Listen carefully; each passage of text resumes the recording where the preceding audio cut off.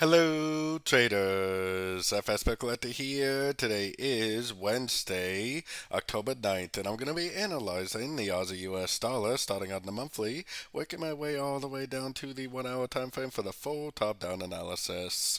But first, don't forget to check out my website, fxpipcollector.com, if you would like to get access to my swing trade signals, my daily members only live streams on Zoom, and my 34 video trading course. So anyways, on the monthly Aussie, we definitely got a strong move down. As you can see, it hasn't made an engulfing move yet.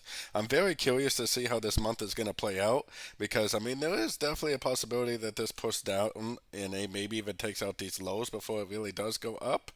For now, especially because of correlated pairs, I still think there's a pretty good chance that eventually it is going to keep on going up and taking out these previous highs.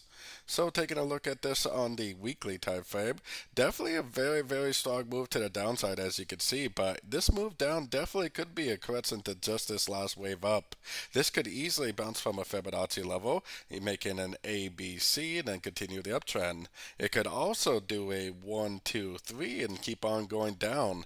Luckily, like I always say, an ABC and a 1, 2, 3 is really not that important to tell the difference until you get to that third wave where you have to decide whether it's a wave C or whether it's a wave 3.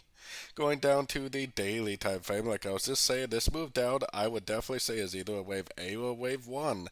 Trading strategy is exactly the same for an A or a 1, which is looking for shorts on shorter time frames. The next move, which doesn't have to happen now, it could easily keep on going down, but the next move should be a push up for a correction to this push down, either a wave B or a wave 2.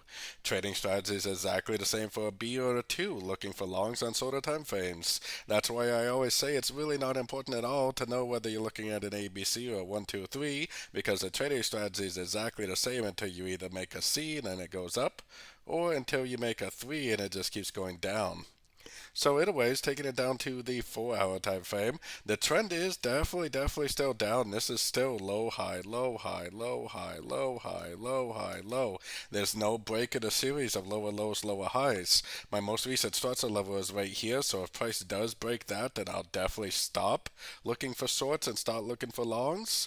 Until that happens, we are likely still in either a wave A or a wave 1. And like I said, it does not have to stop here. It could easily just keep on going down, which is why I will continue to look for shorts until proven otherwise.